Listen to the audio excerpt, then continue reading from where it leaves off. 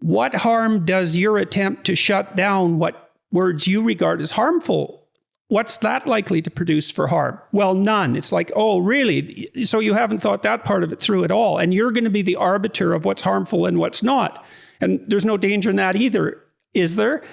So that's a good way to deal with that sort of thing. I agree. And of course, another thing that a lot of the time people don't see is they think, we can impose on people's speech, we can tell them how to behave various ways, but they don't think that that's an instrument that can be abused in all sorts of ways. So if you mandate speech on one thing one day, it's going to be mandated on other things the next day. And in general, I think with any form of coercive principle, you need to think what's going to happen in the hands of somebody wicked and tyrannical. That's how we should think about these things, not only in university, but in politics more generally.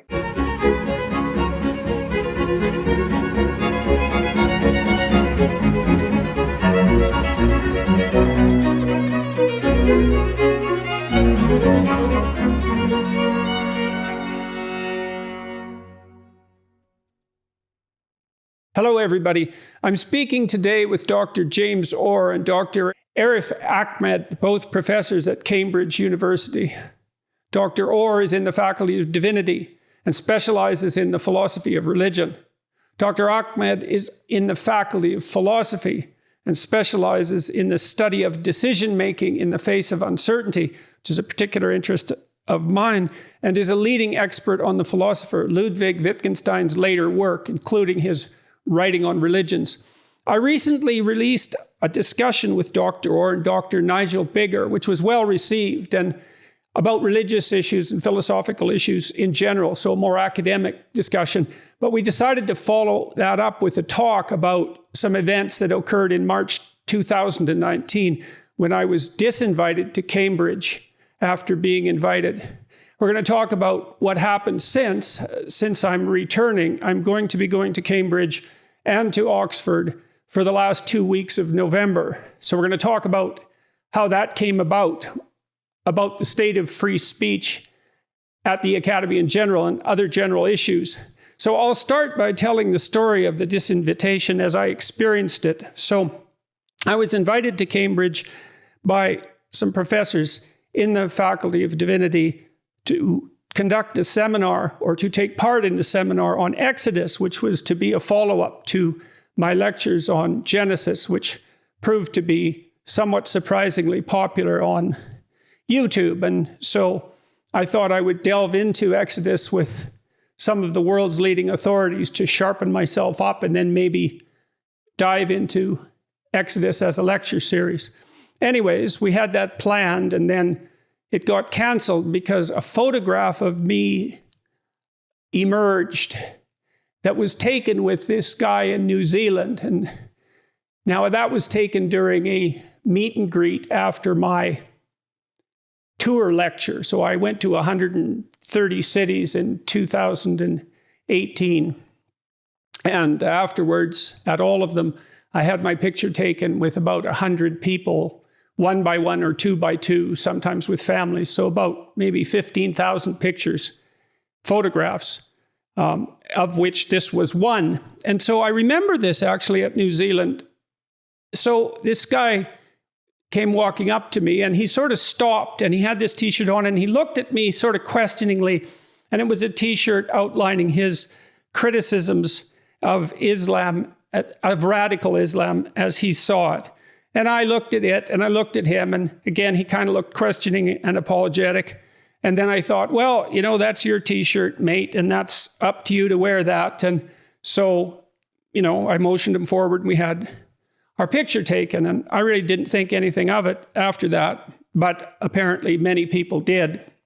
And so I was disinvited because of my repugnant views, which were hypothetically indicated by the fact that I took one picture out of 15,000 with this gentleman wearing a opinionated t-shirt. And so that was apparently justification for canceling an intense academic endeavor aimed at bringing the work in Exodus to as broad a public population as possible in the most rigorous manner possible. And so that was quite a shock, I would say. And, it wasn't particularly enjoyable to go through all that. So, well, that's turned around, and now I'm invited back, and I'm going in November. And so how did, James, maybe you could start, how did that all come about, do you think? Like, why did that happen, and why has it been reversed? Well, thank you, Jordan. And just listening to you recount your experiences of beginning of March 2019, was it beginning of 2019 is, well, it's pretty moving to watch and difficult to hear. But I just want to stress that with all that in the background, it's incredibly gracious of you to have accepted my invitation to come over to Cambridge. I'm thrilled about it. I'm thrilled about it. So it's not a favor in any sense. It's a great university, and I think it's an unbelievable privilege to go there and to go to Oxford. So I'm absolutely thrilled about it. Well, if I may say so, I think it's a testament to your character and to your resilience and capacity for forbearance and forgiveness that you've accepted the invitation. And just by way of encouragement, I want to say that the reaction to the news of your visit from colleagues and from students in the university, beyond the university, from members of the general public, has been overwhelmingly positive. It's been difficult to respond to all the supportive messages I've received in the wake of the announcement. And I just think it's obvious from the reaction to the kinds of questions that we were exploring on your podcast a few weeks ago, that there's a huge appetite among people for the kinds of questions that we were exploring in that conversation, and that we're planning to explore in research seminars and talks with colleagues and students here in November. And as I said to my colleagues, who I think are excited about your visit, I've had almost no word of criticism at all from colleagues in the faculty or from students in the faculty. I think there's a recognition that you're going to be a perfect interlocutor for all sorts of people here, particularly on questions. Those of us who work in theology and religion. You've encouraged lots of young people to take sacred texts seriously, to think about how you read ancient and difficult texts, about the meaning and value of religion in society today. So, I know that was a difficult time for you, and I'd not actually been appointed to my post back then, or think I had been appointed just a few weeks before all that happened, but so I wasn't privy to the kind of inner workings of the decision making and so on. And I think what I can say is that it was a very, very small number of people who were concerned or showing strong resistance to your coming. I think this is something that we can talk about later, that the way in which in these big universities, a relatively small number of determined, ideologically driven students, it's often students, but also colleagues who will buckle in the face of student resistance. The capacity they have to project the idea that their view is a dominant orthodoxy. And I think the mechanics of how that happens is a very interesting one. And the gap between the sort of asymmetry between those two positions, what is actually a minority view, and then this impression that it's an orthodoxy, as I said, was laid bare in the events that followed, which really were prompted by what Arif decided to do in response to the university announcing that it was going to set out a code. It's very interesting and strange that I could be sufficiently reprehensible to be banned from the university, 3 years ago, and I haven't changed, I don't think. And yet, when I'm reinvited, that the overwhelming response that you've received so far is positive. That's very peculiar, and so and worth delving into, I think. And Dr. Ahmed, you played a role in, now, as I understand it, the policies of the university with regards to inviting speakers have actually been changed. And the mechanics of that are worth delving into too. Just so maybe you could tell us the story about how that happened and why, and how you got involved. Yeah, thank you. Before I start on that, Jordan, I just want to say that we're, first of all, really positive and looking forward to your visit. And like James, I've had a lot of positive comments about it. But also that we as a university should be very grateful to James Orr, because he was the one who had the vision and the initiative to re-extend the invitation. And it's great that he's done that. Now, in terms of what happened, as you say, there was this, what I regard as an outrageous disinvitation of you in the spring of 2019. So as you know, what happened was you were invited, you accepted the invitation, and you were then disinvited. And as I recall, not even told that you'd been disinvited. You found out. Yeah, that was one of the funny things. Yeah, you found out on Twitter. They didn't even have it was not only discourteous, but worse than discourteous. It was cowardly, I thought. Well, if you had to make a case for the people who disinvited me, like, what do you think it was that they were trying to stop exactly? I mean, it's worth investigating the motives and the belief, as well as then we can talk about, to some degree, the fact that it seems to be a minority view. Well, my feeling is that it's related to the things that James was saying, that the university authorities, or those who are responsible for this decision, have been frightened by a group of highly committed ideologues who gave the impression that this was a general university view, that there was outrage about your position. In fact, I don't think that's true. And in any case, being photographed next to someone doesn't imply anything about your position at all. And that was one of the most outrageous things, was the statement by the university at the time, which they called, as I recall, endorsement by association, as though simply standing next to someone who's wearing clothes that expresses views implies that you have those views yourself. So that argument was so bad, it must have been a pretext. And I think it was a pretext. It was a pretext for a kind of fear of a mob. So what do you think they were afraid of? So let's say it wasn't the fact that I had my picture taken with this character who was wearing this T-shirt. It was something else that they didn't want me to do, I suppose, or be. What do you think that was exactly? Do you have any sense of that? Yeah, I mean, I think ultimately they probably feared protests. They feared reputational damage.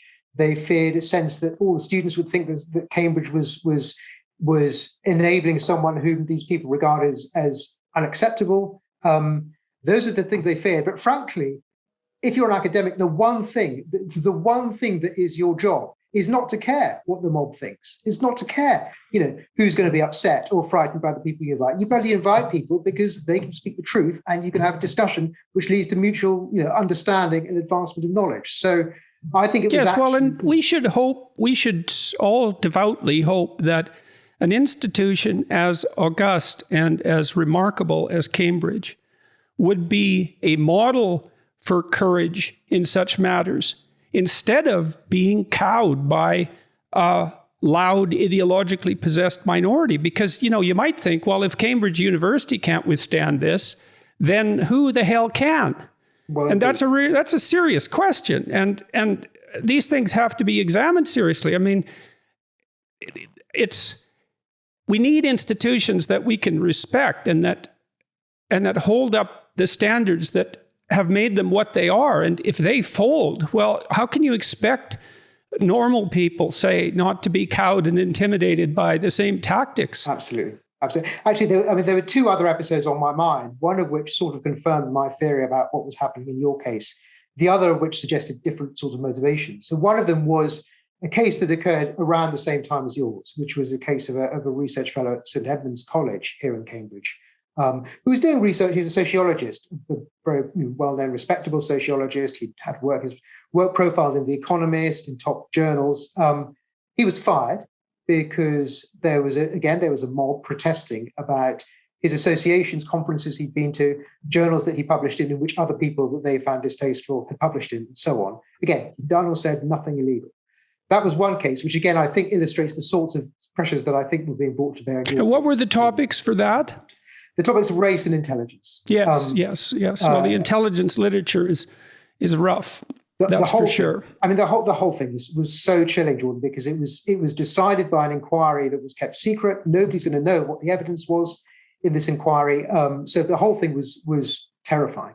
The other case was slightly different. So there was another case that concerned me, which was a case where it was an event for the Palestinian Society, where there was a chair from that society, which the university threatened to shut down because they thought They were worried that the chair might be an extremist or something. She wasn't at all. She was a respectable academic from SOAS, and the university imposed its own chair on that.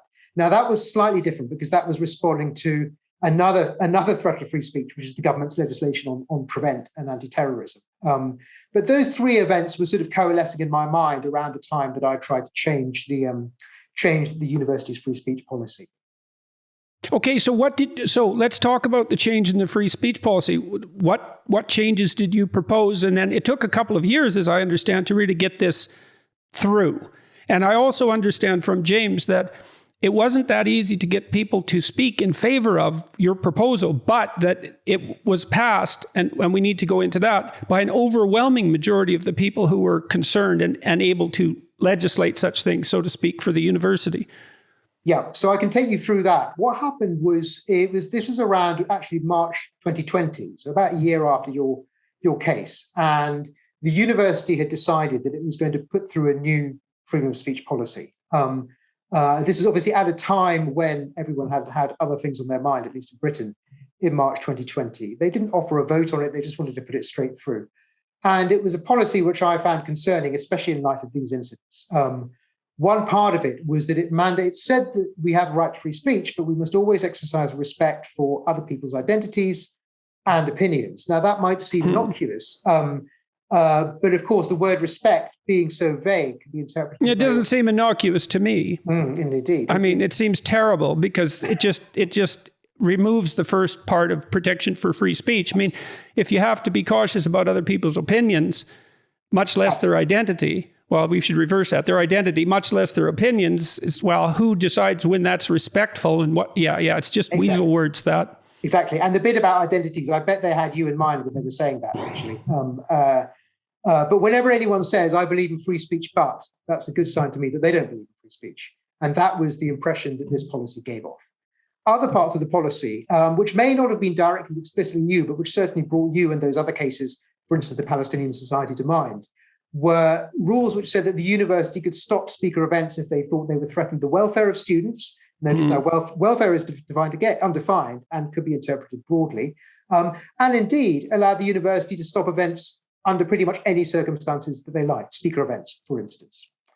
So that was the proposed policy in March 2020. Why did that bother you so much? I mean, you're pretty young and starting your academic career in many ways. Maybe I'm wrong about that, but you know, it's a hell of a thing to take on, and it's not without its risks. And I'm always curious about people's motives. It's like there's lots of professors at Cambridge. Why do you think this was your problem? Well, you flatter me about being young, but I will say that I guess there were two things. One of them was philosophical, and one was more to do with the nature of the job. So philosophically speaking, my basic philosophical position is what you might call classical liberal. So my basic value is individual liberty. I would, in terms of what I do in my political engagement, even my professional engagement to some extent, that's the ultimate and most important value. So for me, it really touched a nerve. It touched something that was the core of my identity, if you want to use that appalling word. The other aspect, which I said was professional, was simply to do something I alluded to earlier, which was, what is this job for? It's part of your duty as an academic, I would have thought.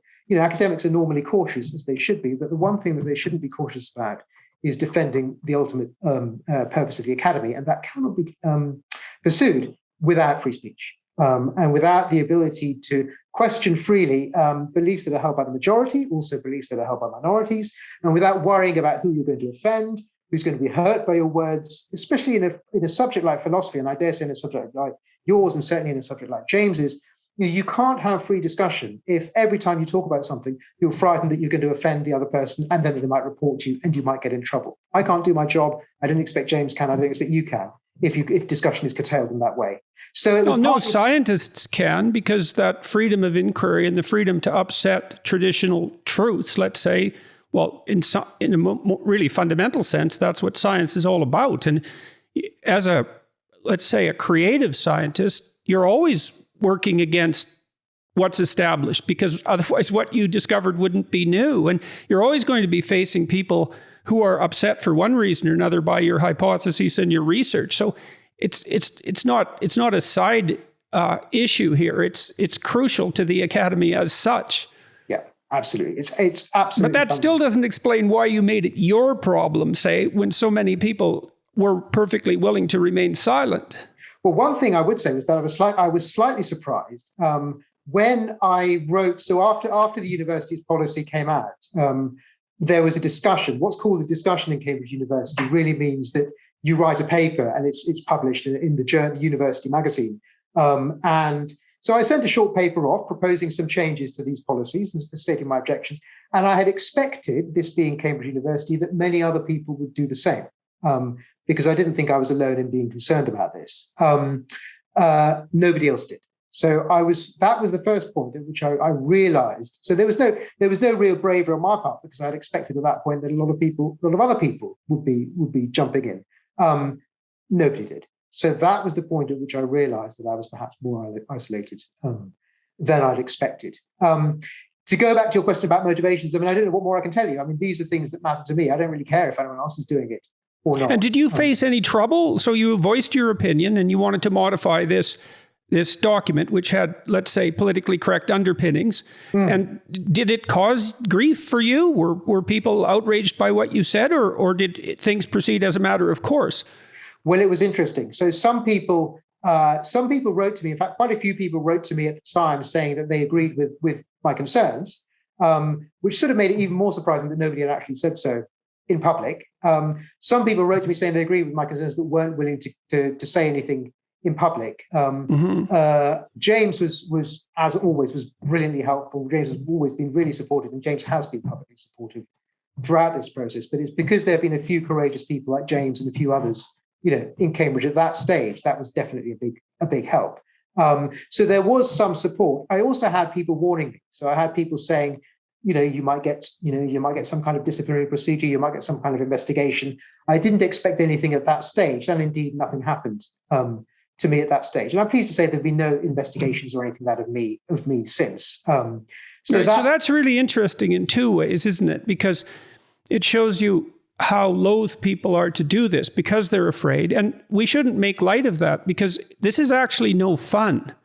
If you do something like this and it explodes in your face, like it probably took me a long time to recover from the disinvitation, especially the way it was handled. And my health and my wife's health were extremely compromised at the time. And so it came at a particularly bad time. We had just received news that she probably had terminal cancer. And so this came on top of that. Now, luckily that she survived, thank God. But, it was a harrowing time. And so I see why people can be cowed like this, because you don't know when this is going to explode and when it's going to tangle you up so deeply that, well, your job's gone. That's what happened to the Weinsteins, for example, at Evergreen. And I mean, that did them a tremendous amount of damage. They're unbelievably resourceful, and they got back on their feet. And they were a husband and wife team, so they had each other, and that was good. But not everybody can do that. And you can get seriously taken out if something like this goes wrong. So, but then that ties into this issue we discussed a bit earlier, which is how a small minority of, people whose wrath knows no bounds in some sense can be so dominant. Yeah. So it was in some ways a calculated risk. And I mean, I can't imagine how difficult that must have been for you, Jordan. It must have been horrific. I mean, one thing I saw happening in Cambridge, not quite then, but a little bit later, was the treatment that was meted out to not an academic, but to a member of the university staff. So we have college porters in Cambridge, and these are people who work at the colleges. Often they're sort of retired policemen or military or something. Really helpful. They do all kinds of jobs around the college. Students rely on them. The academics rely on them. The ones in my college are brilliant. There was one at a college in Cambridge who was also a Labour councillor, who resigned on political grounds, which was to do with his view about trans issues. So he thought it was there was a motion about trans issues that he thought threatened women's safety, and so he resigned on a point of principle. And that's his political activity. That's his right. I could understand his grounds for doing that. The students at his college, so these are typically much more privileged people than him. Students at his college formed a mob to try to get this man sacked. And this is much more privileged people. They didn't care about, the consequences for him. They just thought, because he diverted from their line of ideological purity. Do you remember this case, James? And James may know more about it than me, but yeah. I do, and it was thanks to a very brave female undergraduate. I think she was in her second year. She spoke out, wrote a public article about it. A great courage, I thought, to herself. And there was an awful lot of resistance to her doing that, but it was remarkable. She got in touch with us, I seem to remember, and I can't remember how the case was resolved. I think the case in the end was resolved positively. But that's right, Sophie Watson, she was brilliant. She actually wrote an article in which she said, and I thought this is very telling, Jordan, it just described the state of the academy. She said, when I came to Cambridge, I was expecting, she said, the motto of the Royal Society is don't take anyone's word for it. And she said, that's what she was expecting when I come to Cambridge. I was expecting to engage in rigorous discussion where all of my cherished beliefs would be challenged, and I'd come away shaken and uncomfortable, and I would think for myself, and I would be forced to rethink everything, the most important things in my life. I think she was actually studying psychology. And then she said, when I got here, it wasn't like that. When I got here, I felt that I was being coddled, and there were certain things that you couldn't question, certain things that you were just made to feel an outsider where you could question. It was a brilliant article. And really telling, because it was her own experience of what it's like for a student now compared to what it was like when I was an undergraduate, many years ago. So that's an illustration of how things can go wrong and the sorts of things we were seeing around us in the sort of summer and then the autumn of 2020. James, did you want to say anything more about that point, or we can talk more about that? No, I mean, I think it was then, wasn't it, June, July 2020? I remember you came round for lunch around here, and we started talking about, who might be willing to sign in public a support which was required by the mechanisms of all the kind of procedural mechanisms. I think we needed 25 names, wasn't it? And I think we could come up between us. We managed to come up with 7 or 8, and then and then it took us another 8 to 10 weeks to get past the 25. I think it was September that we were starting to look promising. And in fact, I think in the end, we got quite a few more than 25 for the 3 amendments that Arif was proposing to introduce to kind of to take out the respect language and replace it with of tolerance. You needed those 25 to put the amendments forward? That's right. Yeah. Okay, so that would indicate that some people were concerned that requirement for 25 rather than just one person.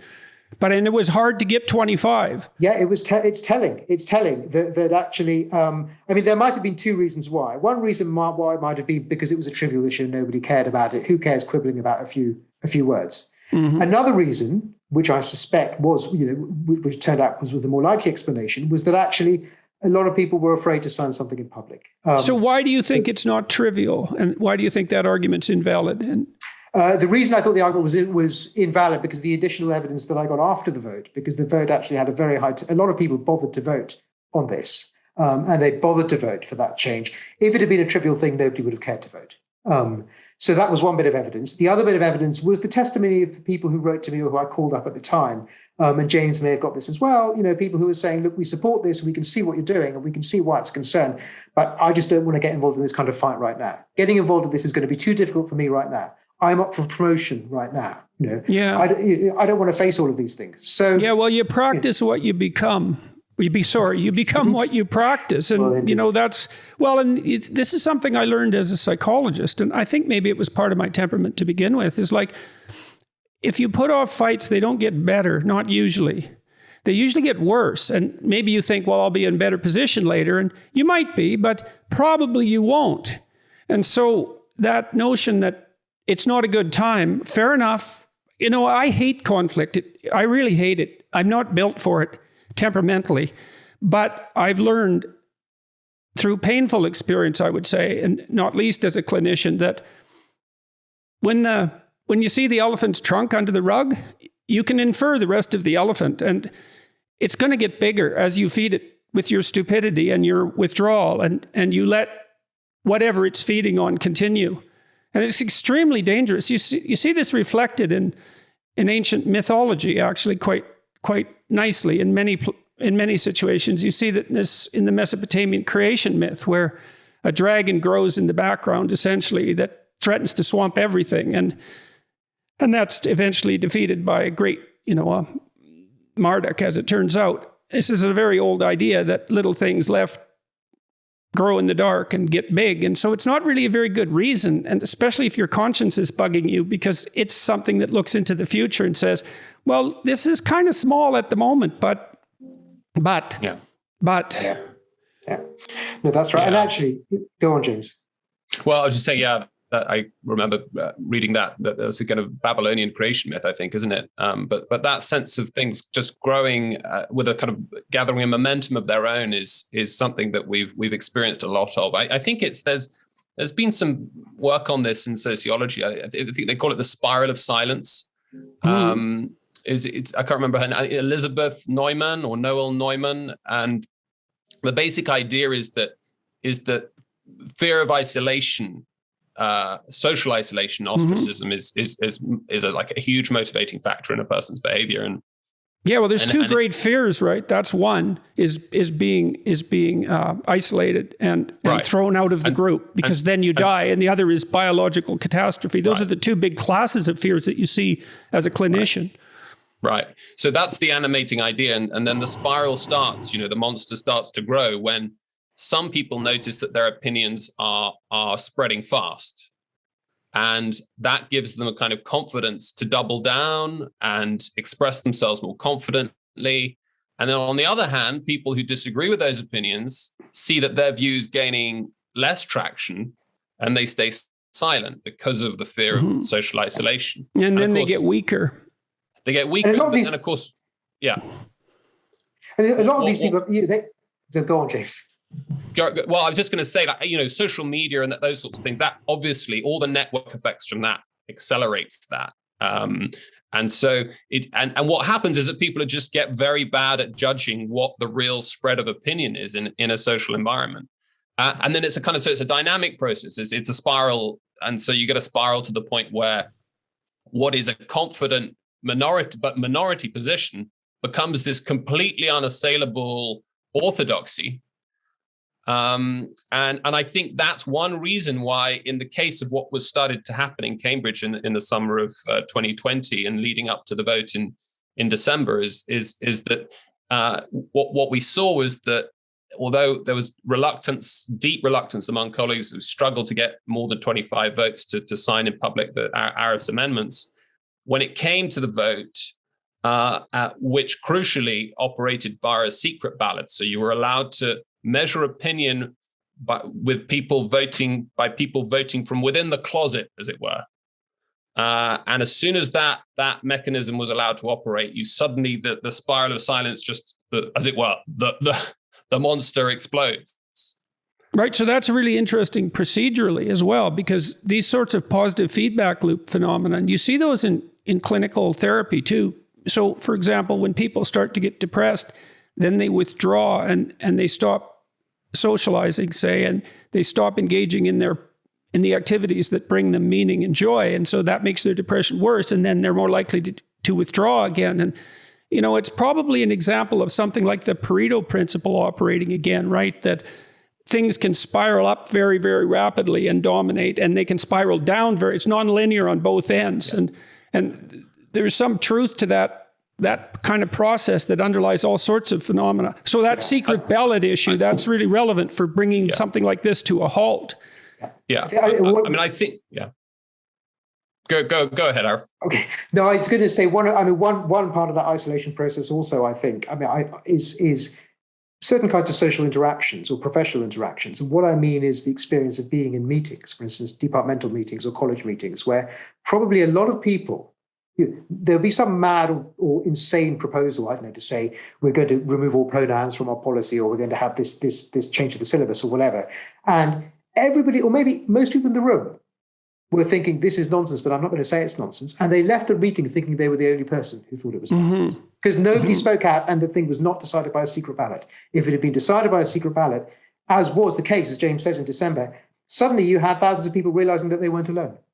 It's also possible that the objections, So imagine those objections manifest themselves in people's imagination, but they're not hooked so tightly to a whole ideological network as the proposal is. And so in some sense, people don't have the right words at hand immediately. The pronoun thing is a good indication because, well, justify your use of he and she. It's like, well, I don't know how to do that exactly. That's what everyone does. We've done that forever, and that's my justification. It's like, well, it's pretty weak compared to that whole ideology that's coming at you. And those people who are so committed, they're often pretty verbal. They're pretty well able to articulate that ideology and quite forcefully, and they're emotionally committed to it. And so that's also a structural problem. Yeah. And they have devices. So for instance, if you think about the way these people use terms like not only welfare, but also harm, the idea that words do harm to people, which has a lot of currency now in Britain and is chilling, is based on an absurdly inflated conception of harm. But when you're in the middle of a discussion, it's also related to another cognitive problem, which is one of the things I often did as a therapist when someone told me they were afraid of something, doing something, is I said, well, that's because you're not afraid enough of not doing it. Yeah. Because the doing produces this harm, let's say, and you can be afraid of that. But the not doing is sort of invisible. And that has something to do with decision-making in uncertainty, by the way. And so I used to get people to flesh out what would happen if they didn't do the thing they were afraid of. And then they thought, oh, I see, there's real risk both ways. And now I get to pick my risk. And this harm issue is the same thing, because you could say, well, sometimes words do harm. There's no doubt about that. And maybe it's unfair to conflate that with something like physical violence, although you could have a discussion about that.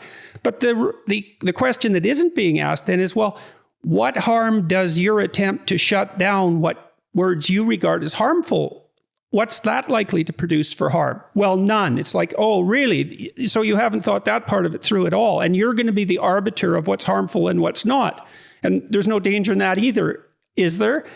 So that's a good way to deal with that sort of thing. I agree. And of course, another thing that a lot of the time people don't see is they think, we can impose on people's speech, we can tell them how to behave various ways, but they don't think that that's an instrument that could be abused in all sorts of ways. So if you mandate speech on one thing one day, it's going to be mandated on other things the next day. And in general, I think with any form of coercive principle, you need to think what's going to happen in the hands of somebody wicked and tyrannical. That's how we should think about these things, not only in university, but in politics more generally. Typical right-wing claptrap. Well, that's kind of an interesting thing, right? Because one thing that conservative thinking does always is say, yeah, but. It's like, well, you're putting this forward for the good, and fair enough, and it's based on compassion, and that's actually a virtue, although it is by no means the only virtue, and sometimes it's a vice. But why are you so sure that this will only do the thing you think it will do and nothing else, and that you're wise enough to make that change, right, in something that's sort of working already? So... Part of the problem might be that I think it's a sort of a glitch within liberalism. When you think back to Mill's idea, the famous no harm principle, which for many, many years operated as a very, very good basic rule for governing social interaction. But you can understand the temptation of trying to fold under the notion of harm or violence. I think it's the Australian psychologist Nick Haslam calls this concept creep.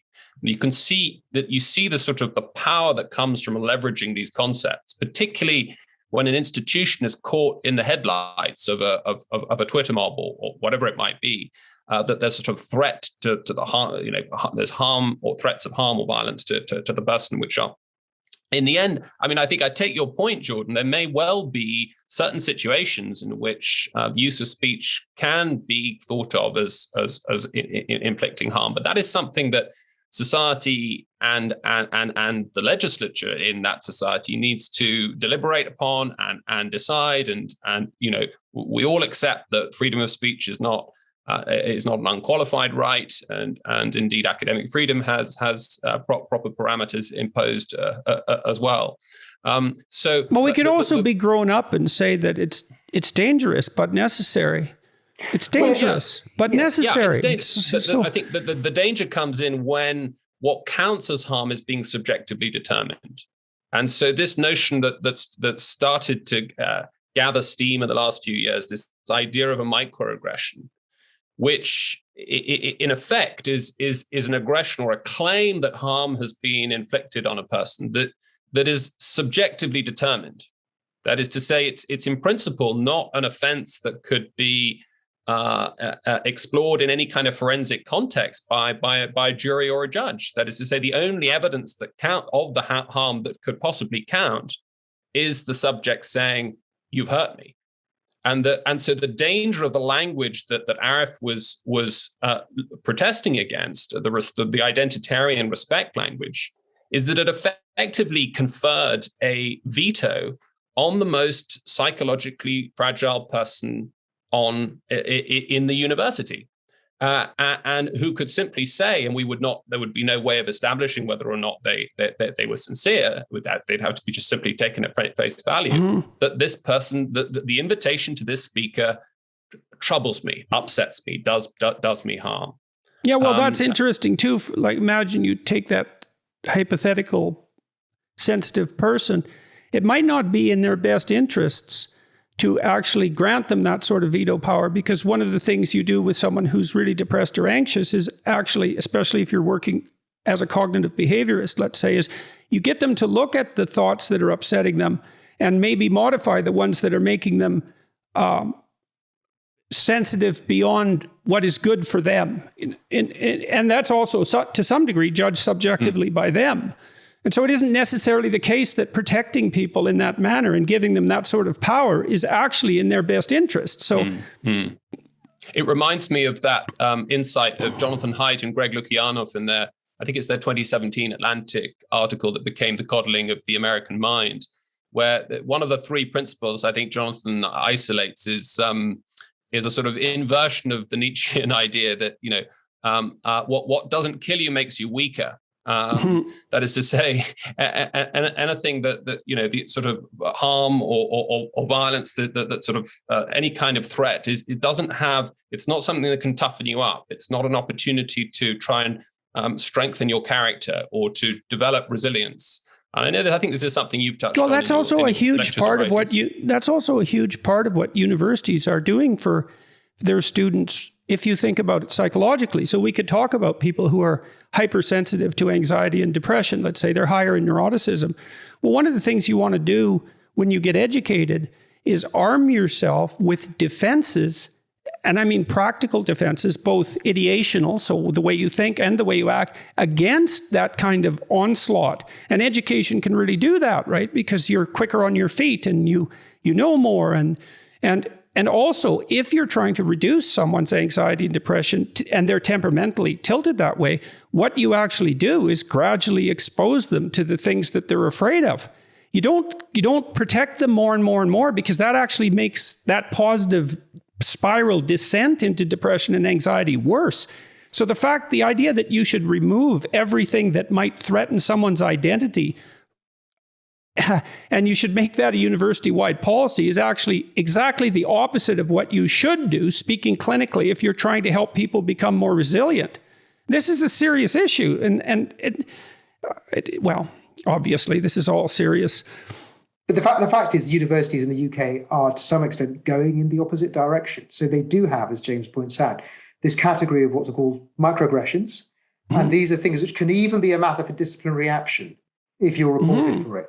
Where you say something at NYU, there's posters all over the place, like in the bathrooms, for example, encouraging people to report such things to the appropriate, well-paid bureaucratic authorities. Well, Cambridge tried to introduce a system where you could report these things anonymously, so not confidentially, anonymously. Nobody knows who made the report. So it's like East Germany. The report comes in, and then somebody could, in principle, be disciplined for it. No one would ever misuse that. No, you couldn't imagine that. So as you say, if making fun of someone's religion, for instance, is something I can't do, that's a kind of challenge which might upset them. And as you say, part of the point of words is to some extent that they do some harm. They're meant to be upsetting. They're meant to shake your views about things. If the conversations you have at university, never upset you, never make you feel a little bit less confident, never make you perhaps even make you cry sometimes, university isn't doing its job. Yeah. I couldn't agree more. And in fact, the anonymous reporting tool mechanism that is accompanied with these long shopping lists of microaggressions effectively where, as you said, it's happening at NYU, Jordan, that students and staff are encouraged effectively to police each other and to censor each other. It was a very disturbing development. I mean, thankfully, it's appalling. It was stopped in Cambridge, and this is part of the story of good positive developments in Cambridge is that when the university rolled out this, I think it was called Change the Culture campaign back in May, that it spent a couple of years working on, the backlash, I think, was intense enough among senior colleagues for Stephen Toote, the Vice Chancellor, to in the end take it down and admit that it had been put up in error. And as far as he said, as I recall, he wasn't aware that it had gone up, but he wasn't aware of the microaggressions component. But this is a problem throughout the UK. I mean, it turned out that the company is a sort of tech startup called Culture Shift, which rolled it out in Cambridge. But I think there are 50 or 60 other universities in the UK that have a system of this kind. Yep. There's no such thing as a joke that isn't a microaggression. Right? Jokes aren't funny unless they're microaggressions, especially witty jokes. And so that's why I'm so concerned when I see comedians getting stopped, because they're bellwethers for this sort of thing. And if you can't take a joke, I mean, well, I was talking with my wife and some friends about the way working class men sort of test each other out. And a huge part of that is this throwing back and forth of microaggressions. Sometimes they're not so micro, right? It's like, let's see if I can get under your skin. Can you take a joke? Can you lower your ego, Or do you get too upset? Are you too narcissistic? Are you too arrogant? Can we rely on you in a crunch or even a little crunch? Like, can you cooperate? Can you subordinate your needs to the group now and then? Or are you a narcissist? All that's played out with aggressive humor. And putting a clamp on that is a catastrophe. Plus, it's not funny anymore. Like, we need some humor.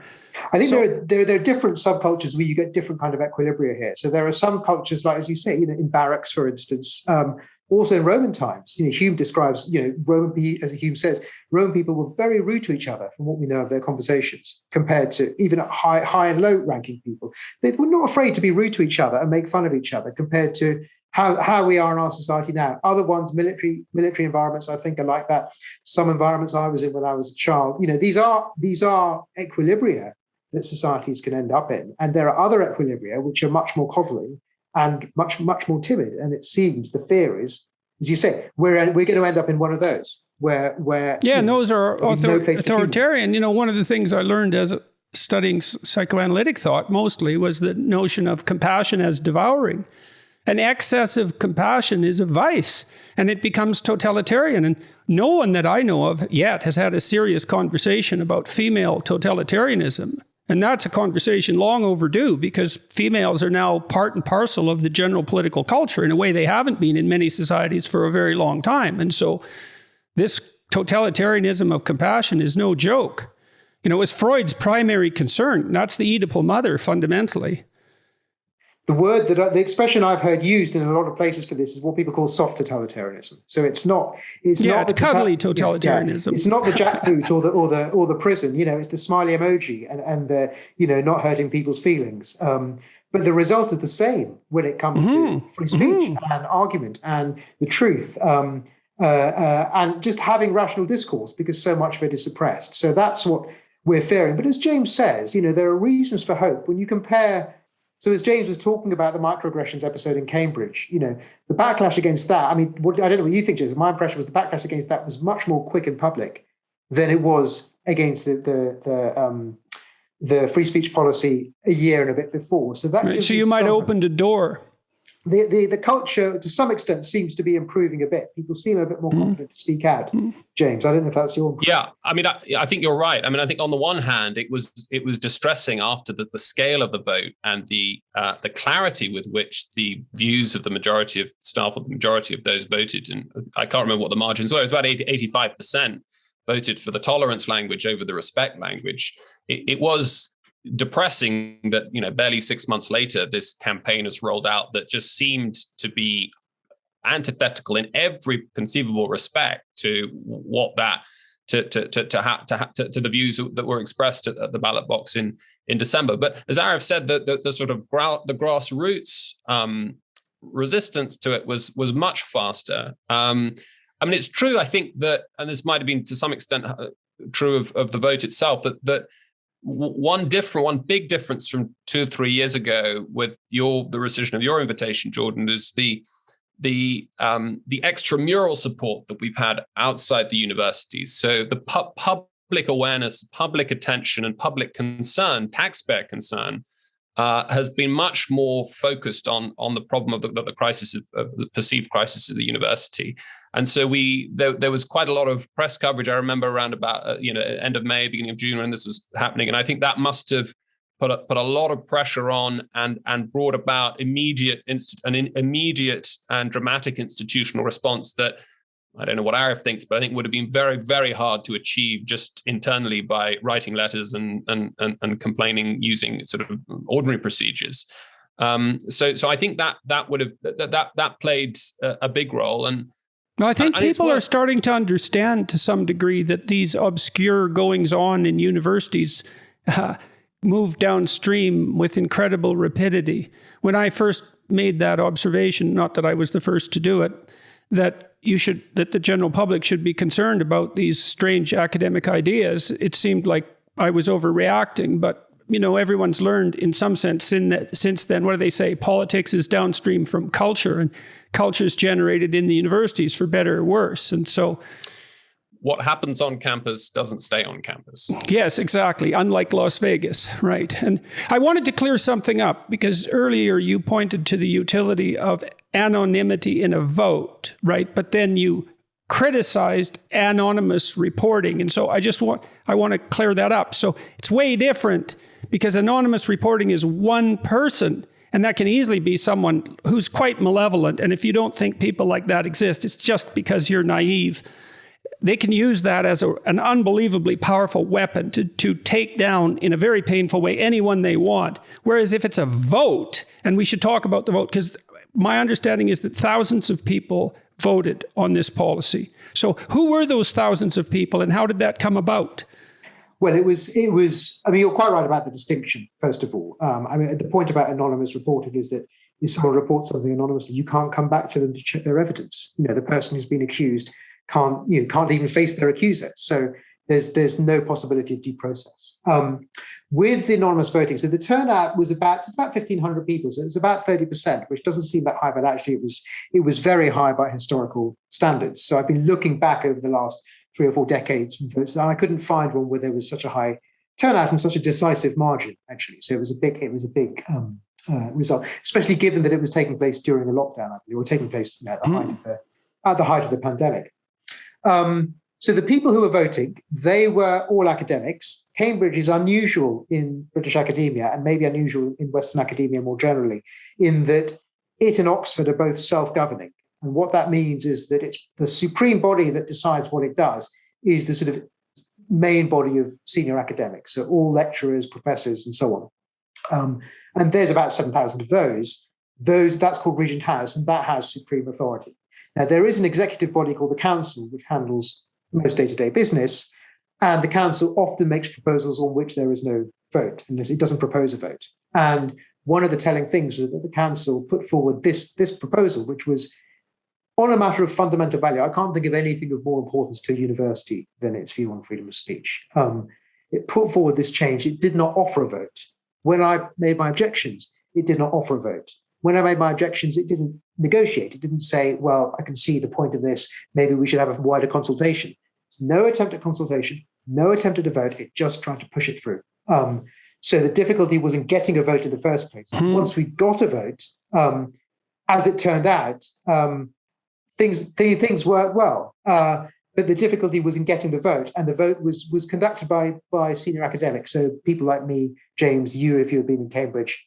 I can't imagine that Toronto is run like that. I don't know if any American universities or North American universities are run like that, but Cambridge and Oxford are lucky in that they have that system of governance. I received quite a few messages after the vote, and I think probably Arif did too, from colleagues around the country and actually around the world who were sort of expressing a kind of envy that they didn't have that sort of quasi-parliamentary mechanism, which, it's a clunky tool. It took Arif and those supporting him a very long time to kind of get it all going and to challenge the university's decisions, but it did work. And it gives the faculty final say and not the bureau and not the administration, and that's really something. Yeah, it's important. Yeah. It's not quite as simple as that, because there are some administrators who can vote as well, but and they kind of tend to vote the same way, I would imagine. But it does give us the say. And I want to say again, none of it would have been possible without James as well. He played a massive role in getting the support, in giving it public support and helping with the publicity and so on. So he was brilliant. And I do want to add, I got messages, I'm sure James did too, not just from academics, but from members of the public as well. Who was sort of relieved that an important British institution like Cambridge was actually standing up for basic values, because this is not an abstruse academic matter, and it's not even intellectually a very difficult thing to see. The arguments were not intellectually obscure or difficult or required any great intelligence. It was really simple matters of basic principle.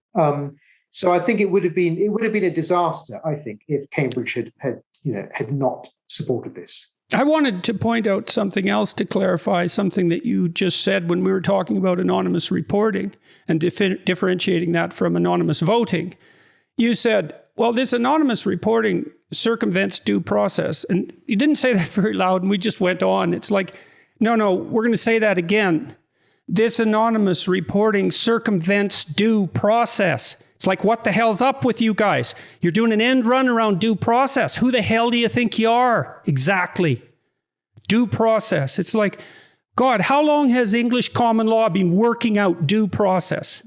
Yeah, it is a basic principle of English common law, and it's a basic principle of natural justice that the identity of your accuser, and the grounds on which he's making the accusation.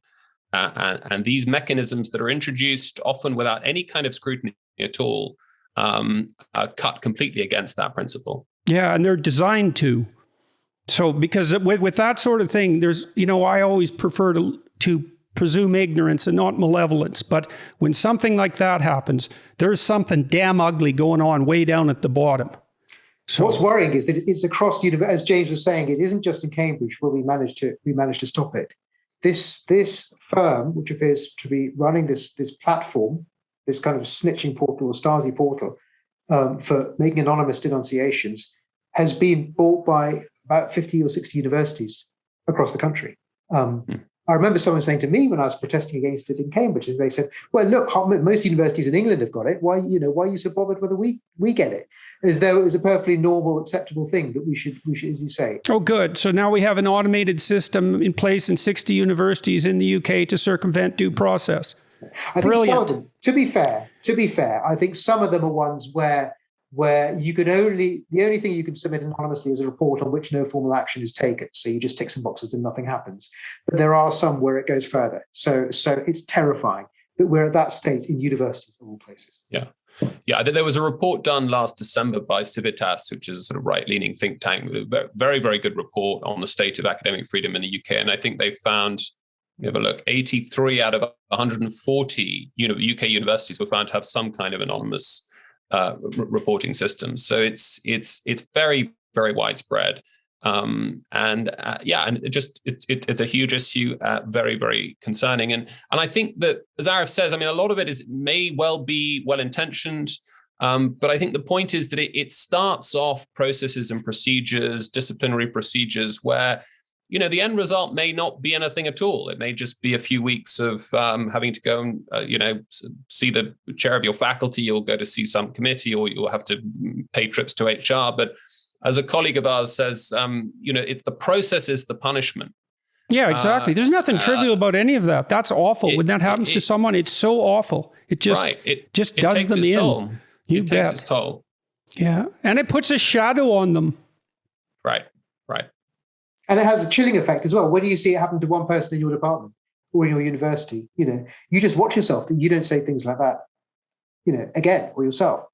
What you publish, what you say in meetings, what you say to students, you just become more and more careful. And another thing I think is that Tocqueville talks about this quite well, which is that one way to tyrannize people is not to control them in big things, but to control them in little things, so that tyranny becomes a habit, conformity becomes a habit.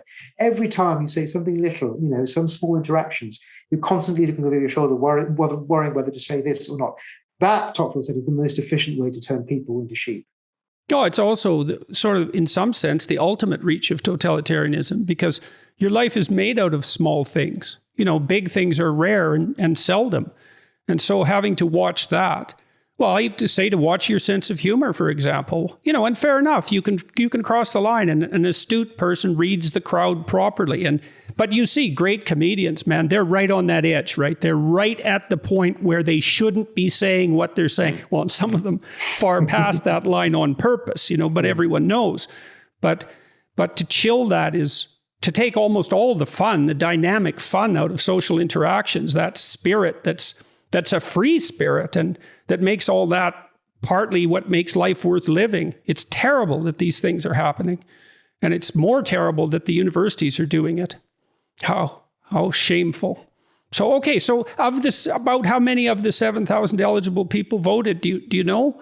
So it was about 30% of them. And Okay. so that was a high turnout historically, very high turnout. And of those, it was, as James says, about 85% was in favour of my amendments. It varied depending on the amendments. So one of the amendments was the one which is most popular, was in favour of replacing the language of respect with a much more neutral and I think liberal language of tolerance. The other amendments were essentially saying that the university couldn't stop speaker events unless they were illegal. And that's a good rule. Yeah. And then another amendment was incorporating some of the language of the Chicago Principles, which I think is a good example, a good sort of standard, to replace this language which was saying the university could stop things whenever it wanted, and it would pay attention to the welfare of students and the public when people were giving talks. So now we've got a policy where if you've been invited, you can't be disinvited. And it doesn't matter, unless you're doing something illegal. If you're invited and you're legal, you can't be disinvited. So it's been a change. And indeed, it was actually the people who first celebrated it were the radical feminists. So it was actually, surprisingly enough, amongst my allies, there were Christians and there were also radical feminists, because there's both different sides who felt for various reasons, and hard scientists as well. They too. So it was the hard scientists, radical feminists, lawyers, Christians. They were all, for various reasons, felt that their speech had been curtailed or was being limited. And it was the feminists who celebrated it first. So Sophie, that very brave student that we talked about, organized what she called replatforming events, where she invited a number of very controversial speakers, Kathleen Stock, for instance, and others, to come and give talks in Cambridge about topics. Be fun. Is that girl still around? That young woman, is she still around Cambridge? I'm not in touch with her. I believe she graduated with a first-class degree last summer. Be fun to invite her to the talk. Yeah. I'm sure that will be possible. So there were some very brave people amongst the feminists and amongst these other groups, and that was the first thing that happened afterwards. And then now we've had another thing, which is your invitation, and we're hoping to invite other controversial speakers. And not only that, I think in some ways, more importantly, the culture is, I hope, changing. Day-to-day interactions are changing. People are more willing to speak out at meetings. I want to try and get through changes whereby there is, secret voting happens at all meetings, at all levels, not just at these big levels. Yeah, well, one of the things we're facing, all of us, as a potential danger is that although in the West, in some ways, we've got our large-scale, uppermost political institutions tilted quite hard against totalitarianism, it seems to be creeping into mid-level bureaucracies continually, right? And there it's a lot harder to fight. It's harder to get people interested. It's more invisible, all of that. What do you think? I'd be interested to know what your view and experience is, because my impression has been of the sort of mid and high level bureaucracy in my university, for instance, is that they're not really ideological. They're not committed to this some sort of mad hard left ideology or any of that. Really, they want to respond to concerns from students and others. They've been given a misleading impression that a lot of people have these concerns. There are also commercial concerns because, of course, universities charge fees now and they have to care about attracting students and so on. And so they're just sort of doing what's, they're taking the path of least resistance. That's I think part of what's happened is that, well, HR is punching way above its weight. It was bottom of the totem pole in corporations for years and also in institutions like universities. And then it latched onto this diversity, inclusivity, and equity mantra. And there is power in that, man. And so I would say yes to everything you said, except for that exception. And watching corporations jump on this is really quite comical in some sense, because what that is all allied with is not something that has capitalism as its central interest. Let's put it that way. So, yeah, you end up. Yeah, no, I mean, I think that's absolutely right. So that there are, as Arif says, the sort of mid-level administration is typically not particularly ideologically driven. But as we were discussing earlier, all it takes is sort of two or three dedicated activists to cause a lot of trouble. And what's happening now in the kind of administrative landscape of a lot of these institutions, corporations, universities, and in other sectors as well, is that you've effectively got people whose job it is to deliver on equality, diversity, and inclusion initiatives. That is to say, that's their standing job, that's their profession. And so, as it were, the revolution can never come to an end, right? You can never reach the sunlit uplands. There's always got to be the next. There's always got to be the next phobia to confront. And so it's kind of, or you lose your job, or your job disappears. Or you make yourself redundant. And so that the kind of structural problems there, and kind of ratchet effects that are very, very, very difficult to address. What do you think? One way to think about addressing that might be to introduce ratchet effects in the other direction, so that you can have a sort of free speech bureaucracy, and you can have we have legislation in this country, for instance, which is trying to strengthen the duty, or at least strengthen the sort of redress for breaking the duty to promote freedom of speech, and it could be that gives rise to sort of internal bureaucracies, and people will start thinking, well, people who would have thought I can make a career out of promoting equality and diversity might start thinking, well, I can make a career out of promoting free speech. And they'll be as keen on that as they were in the other direction. I don't know what your experience in Toronto has been with regards to that, but I wonder.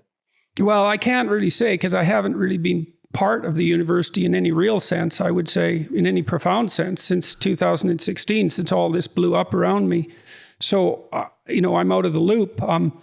I think that's a worthwhile experiment, right? It's like, if there is a bureaucracy, and, a lot of things get settled with these opponent processes. That's how we think, it's almost always one thing against another. And yeah, I think, and you were going to talk about the potential proposed legislation in the UK that sort of, I understand, emerged out of all this. So what's happening on the legislative front? Well, shall I just say something about that, Arif? I mean, it's just worth giving you, Arif has mentioned it already, and it's worth giving you a little bit of background to that, Jordan. It was 2019 that there was roundabout then, I think it was May 2019, there was certainly a lot of talk about what had happened to you at Cambridge in policy circles and government circles. And out of those sorts of discussions, I suspect there kind of crystallized a manifesto commitment in the Conservative Party manifesto for the December 2019 UK general election, which had a very strong statement about the importance of the university sector, the importance of higher education in a post-Brexit economy, and also signaled some concerns about what was going on there, especially on academic freedom. So that was remarkable to see. I still remember when I saw that manifesto claim, I thought, that's absolutely fantastic. It looks like they're going to be serious about this. And indeed, they delivered. They started drafting a very important piece of legislation. I think it's really probably one of the first of its kind that is that clear and emphatic in the West. I think the UK is leading the way on this. The legislation itself, for some people, my own view is that it's just a shame that it's had to come to this. We do not want governments stepping into and regulating the intellectual cultures of the university. Now, that's not what the legislation does. It just provides a right for academics or visiting speakers who've been disinvited, or academics who've been fired unfairly, to a kind of direct line of appeal to an ombudsman, effectively a so-called academic freedom champion. And that's so there's a kind of quasi-judicial process there, which would hold, in principle, open up universities to significant financial liability through fines if they were found to have breached their duty to promote academic freedom and protect the rights of visiting speakers and so on. So I think you in principle may have had a line of appeal to that new post as and when it comes into being. Now, there's still some problems with the legislation. For example, I think Arif and I agreed that it doesn't go far enough on protecting academics from institutional interference or the politicization of curricular content. The freedom for academics, freedom of speech means freedom to teach, freedom to select content and freedom to deliver it as they see fit. Of course, to some extent, it's a shared institutional enterprise, designing curricula and so on, but there should be a defeasible presumption that academics can teach what they want to teach and how they want to teach it.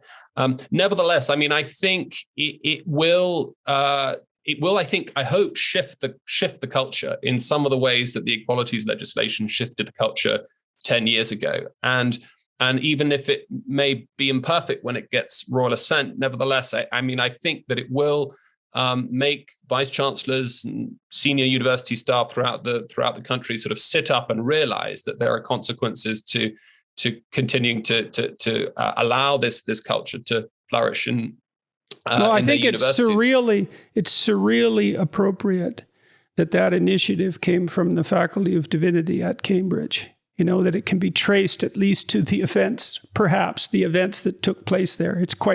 That's quite something when you step back and think about it. Well, I mean, in its defense, I had a conversation with Roger Scruton round about that time, who expressed his deep disappointment at the treatment meted out to you. And he said something quite interesting. He said when he was in Eastern Europe in the 1980s, setting up underground universities in Warsaw Pact countries, particularly Poland, Hungary, and the Czech Republic, by some kind of strange quirk, although the University of Cambridge wouldn't confer degrees or credentials, it was considered politically too difficult. I think the divinity faculty did have some kind of degree conferring power. It was able to accredit or recognize a diploma in theology, and that's exactly how Roger got his students their diplomas, as it were, from the Faculty of Divinity at the university. So it was, I think, from his point of view, it was especially heartbreaking that things developed as they did in early 2019. But just to reiterate, I've had no criticisms or from colleagues within the faculty. I think there's great excitement that you're coming over, and great gratitude to you that you've shown the kind of graciousness and forbearance to as it were, let bygones be bygones, and go ahead with the visit that had been planned back then, which I think you probably wouldn't have been able to do anyway, given all the horrible things that started to happen to you, and Tammy health-wise in 2019. Yeah, well, like I said, I'm absolutely thrilled to be able to do this. Well, because I seem to be able to do it, and that's something, but also that I have the opportunity again. I think you'd have to be a pretentious fool not to take an opportunity like that and be grateful for it. And there's mistakes made, and that's that. But who knows, if the upshot of this all is that the protection for freedom of inquiry and speech in the UK is strengthened, and maybe that's a model for the West. It's like, well, that's a pretty small price to pay, even though it was unpleasant. So now, c'est la vie, Well, I think I joked to you the other day, Jordan, in an email. I think that Arif is not going to agree with this, but providence bears strange fruits, and those of us with a kind of theological lens on things may see something there. But no, you're right. I think that there's hope on the horizon. There's reason to be much more cheerful than there were sort of 2-3 years ago. There are still challenges ahead that I know Arif and I are concerned about. We're especially worried that for example, our colleague Kathleen Stock last week has been treated to just appallingly by a group of activists for her views that there should be, as it were, female-only spaces. There have been posters have gone up calling for her dismissal. She's had the police round. She's had to put CCTV up in her around her home. So that it's still a significant problem. And then there are other more kind of structural issues. I think it was St Andrews a couple of weeks ago. Up in Scotland, there was news that there would that incoming undergraduates, incoming students would have to sit what amounted to, I'm not sure of the details here, but from what I could tell, ideological purity tests that come very close, I think, in fact, cross the line in coercing speech. That is to say, you had to answer certain. Well, do you know that at least 70% of researcher applications for professorships in the UC California system now statewide were rejected on the basis of their diversity statement prior to their research CV being reviewed? More than 70%. That's extraordinary. Yes, yeah, extraordinary. I think you want to kill universities. That's a real good way to do it. It's not just California. I think you drew my attention a few weeks ago to the Newton Trust, which is a very big and distinguished grant-making research body. I think now requires almost every application submitted to be accompanied by a statement explaining how the research will have a positive impact on gender equality. So the thought of these poor, I believe similar things have happened at the grant level federally in Canada. Yeah, and that's, it's horrible. It's absolutely unbelievably bad. That. So it looks like we're getting to this problem with graduate students and with undergraduates as well, that you can't even access the benefits of university education, university research, and so on, unless you agree with some sort of ideological line. In the case, as James says, in the case of undergraduates, it's close enough to compelled speech because you have to pass the test, and passing the test means getting enough questions right. I think in some cases it might even mean getting that's so terrible psychologically, I mean, there's some good psychological experiments. So imagine you do this. You take a group of people and they have an opinion about something, eh? Then you make them you ask them to write out a counter opinion that's quite detailed. And you test their beliefs before they do that, and then a week later. And what you see is a massive shift in the direction of what they've detailed out, partly because they've detailed it out, but also partly to reduce cognitive dissonance, right? Well, I said this, therefore, I'm either a liar or I must believe it. So these are not trivial issues. And students say things to me, and I've heard them say, well, I just write what the professor wants me to say. It's like, no, you don't just write that, because writing is thinking. And if you don't think that, practice becomes part of you, and those words become part of you. That's just because you don't understand practice or words. And the fact that you have to do that at university, that's like the reverse of education. It's not bad education, it's anti-education. Yeah, it is. It's anti-education.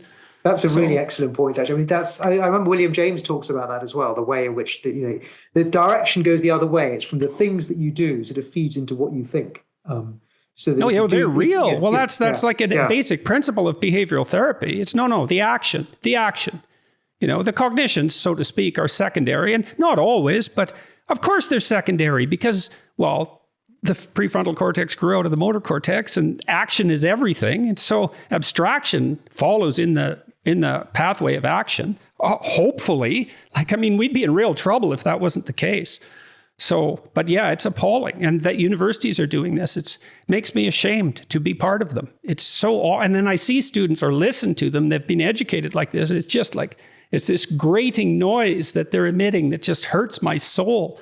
So, more work to be done, right? Well, so this is positive. Everything we've been talking about virtually, movement in a positive direction. And thank you very much for your commitment to, I can't thank you, because you did it for all sorts of reasons, but I admire it. It's great. And look what's happened. And so I hope that my visit is worth all the trouble. I'm going to do what I can to make it that. And like I said, I'm so thrilled that I get to do this. It's so ridiculously wonderful that I can come back there and talk to you guys at Cambridge and go to speak at Oxford. And that the basic response from people is positive. Like if I would wish for something better, I couldn't think of anything better.